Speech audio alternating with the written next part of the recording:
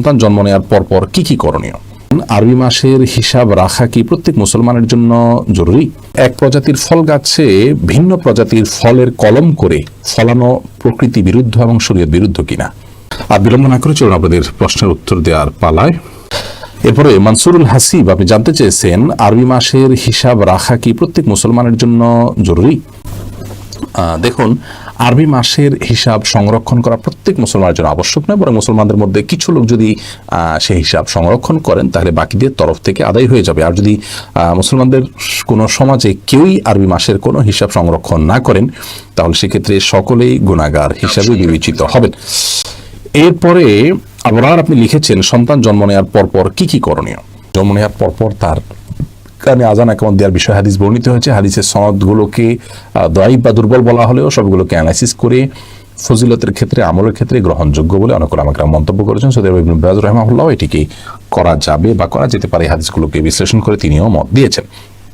অতএব এই কাজটি আপনি করবেন, সপ্তম দিনে তার চুল কেটে চুলের ওজন পরিমাণ স্বর্ণ বা রূপা দান করবেন। যদি পৃথিবীর এমন কোনো দেশে থাকেন যেখানে সপ্তম দিনে বাচ্চার মাথার চুল কাটতে দেয় না, ডাক্তাররা নিষেধ করে, তারা মনে করে অস্বাস্থ্যকর এবং তারা সেজন্য কাটতে দেন না। এটা তাদের গবেষণা আলোকে তারা হয়তো বলেন, যেহেতু নবী সাল্লাল্লাহু আলাইহি ওয়াসাল্লাম থেকে বিশুদ্ধভাবে বিষয়টি প্রমাণিত হয়েছে, এটি কখনো অস্বাস্থ্যকর হতে পারে না। আজকে বিজ্ঞান যেটাকে অস্বাস্থ্যকর বলছে, হতে পারে কিছু কাল পরে তারা এটাকে স্বাস্থ্যকর বলবেন। এরকম বহু ঘটনা, শত শত ঘটনা ইতিপূর্বে ঘটেছে, কারণ বিজ্ঞানের যে থিওরি এগুলো পরিবর্তন হতে থাকে। প্রিয় নবী সাল্লাল্লাহু আলাইহি ওয়াসাল্লামের কোন নির্দেশনা যেগুলো তিনি করেছেন তার সবগুলো ওহী প্রাপ্ত হয়ে করেছেন, এবং সেটা প্রত্যক্ষ বা পরোক্ষ ওহী যেটাই হোক না কেন সেটি পরিবর্তনশীল নয়। বিধায় সপ্তম দিনে চুল কাটবেন। যদি করতে না পারেন তাহলে এটা ফরজ ওয়াজিব নয়, পরে কাটলেও চলবে। কাটলে চুলের ওজন পরিমাণ স্বর্ণরূপা দিবেন। তাহনিক করা সুন্নাত, খেজুর বা মধু কোনো একজন নেককার মানুষের মুখে লাগিয়ে তার সেই খাবারটা বাচ্চার মুখে আলতোভাবে লাগানো, যাতে করে আর্দ্রতাটা তার মুখে চলে যায়, এটাও সুন্নাহ। তার সুন্দর নামকরণ করতে হবে, তার আকিকা দিতে হবে সপ্তম দিনে, এই বিষয়গুলো সুন্নাহ। আর অনেকগুলো বিষয় আছে, তার জন্য পর দোয়া করতে হয়, আল্লাহর কাছে প্রার্থনা করতে হয় শয়তানের কুমন্ত্রণা থেকে যেন আল্লাহ তাআলা তাকে হেফাজত করে। এমডি ফয়সাল আপনি লিখেছেন, এক প্রজাতির ফল গাছে ভিন্ন প্রজাতির ফলের কলম করে ফলানো প্রকৃতি বিরুদ্ধ এবং শরীয়ত বিরুদ্ধ কিনা? ভাই ফয়সাল, কোনো গাছে অন্য কোনো গাছের কলম এসে লাগানো, এটা দুই ধরনের হতে পারে। স্বজাতির মধ্যে হয়, ভিন্ন জাতির মধ্যে হয়। ধরুন আম গাছে আপনি আম নয় এরকম অন্য কোনো আপনার প্রজাতির গাছের কলম এনে লাগালেন, তো এগুলো জায়েজ আছে কিনা, এবং এগুলো তাগয়ীর খালকিল্লাহ বা আল্লাহর সৃষ্টিতে যে পরিবর্তনের ব্যাপারে নিষেধাজ্ঞা এসেছে কোরআনে, সেই নিষেধাজ্ঞা লঙ্ঘন হয় কিনা এভাবে কলম করলে? এর উত্তর হলো যে নবী করিম সাল্লাল্লাহু আলাইহি সাল্লাম মদিনায় হিজরতের পর দেখতে পেলেন সাহাবা একরাম তাবিরে নাখলা করছেন, অর্থাৎ খেজুরের পরাগায়ন করছেন।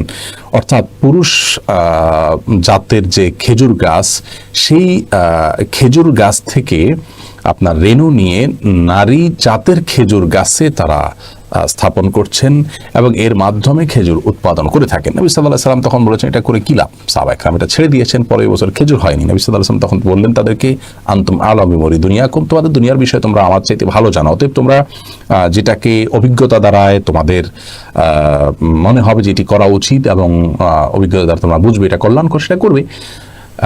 এই বিষয়কে, এই ঘটনাকে সামনে রাখলে, এবং এক্ষেত্রে ইসলাম শরিয়ার যে মূলনীতি আল আসলু ফিল মুআমালাতি আল হিল্লু ওয়াল ইবাহা, অর্থাৎ জাগতিক বিষয়ের ক্ষেত্রে আল্লাহ রাব্বুল আলামিনের মূল বিধান হলো সব কিছুই হালাল যতক্ষণ পর্যন্ত শরীয়তের কোনো নিষেধাজ্ঞা না আসবে। তো কোনো গাছের মধ্যে অন্য কোনো গাছের কলম ফিট করা, এ ব্যাপারে শরীয়তের কোনো নিষেধাজ্ঞা নেই বা কোনো নিষেধাজ্ঞা এখানে লঙ্ঘন হয় না, যার কারণে এটি নিষিদ্ধ বলা যাবে না। জাগতিক বিষয় আল্লাহ তাআলা যত কিছু সৃষ্টি করেছেন মানুষের জন্য সব কিছুর ব্যবহার হালাল, যেটা নিষিদ্ধ সেটা ছাড়া। ইবাদতের ক্ষেত্রে হলো আল আসলু ফিল ইবাদাতি আল মানউ, ইবাদতের ক্ষেত্রে মূলনীতি হলো যে কোন ইবাদত করা যাবে না, শুধু যেটার পারমিশন আছে, যেটার পদ্ধতি বলা আছে, নির্দেশনা আছে, সেটা করা যাবে। জাগতিক বিষয় আল্লাহ তাআলা সবই সৃষ্টি করেছে মানুষের জন্য, যেভাবে সে আমরা ব্যবহার করতে পারে, কোনো আয়াত হাদিসে তার বিরুদ্ধে কোনো নিষেধাজ্ঞা না থাকলেই হলো। তো এই বিষয়ে কলামের বিষয়ে যদি কোনো নিষেধাজ্ঞা নেই, অতএব এটি করা যাবে। এখন কথা হলো যে লা তাগয়িরা খালকিল্লাহ, আল্লাহ বলেছেন আল্লাহ সৃষ্টিতে কোনো পরিবর্তন করা যায় না। এখন এই এক গাছের কলাম অন্য গাছে ফিট করলে আল্লাহ সৃষ্টিতে পরিবর্তন হয় কিনা, এর উত্তর হলো যে না, এতে পরিবর্তন হবে না।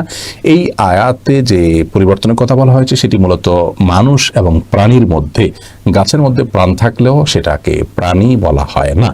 অতএব সেখানে যে পরিবর্তন হয় সেই পরিবর্তনটা আল্লাহ সৃষ্টিতে পরিবর্তনের শামিল নয়, বিধায় সেটি জায়েজ আছে ইনশাআল্লাহ বিইذনিল্লাহ।